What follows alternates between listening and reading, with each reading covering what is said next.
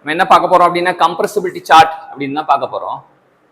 Compressibility chart அப்படின்னா என்னன்னா it's a chart drawn between the compressibility and the reduced pressure. P suffix R னா reduced pressure னு அர்த்தம்.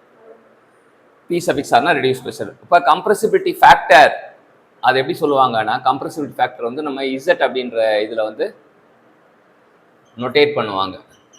So Z equal to P by RT.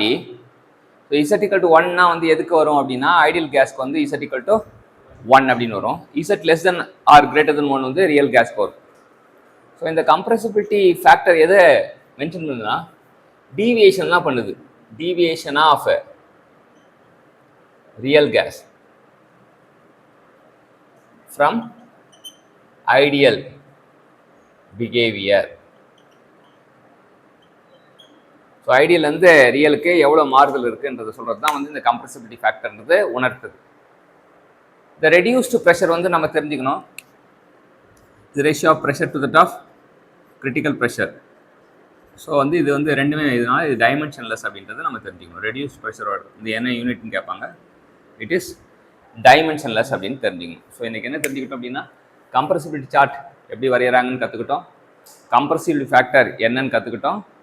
Compressive factor வந்து கேட்ட மாதிரி நமக்கு value Z equal to 1 ideal case, Z less than 1 or greater than 1 for real கேஸ்ன்னு கற்றுக்கிட்டோம். Thank you champions.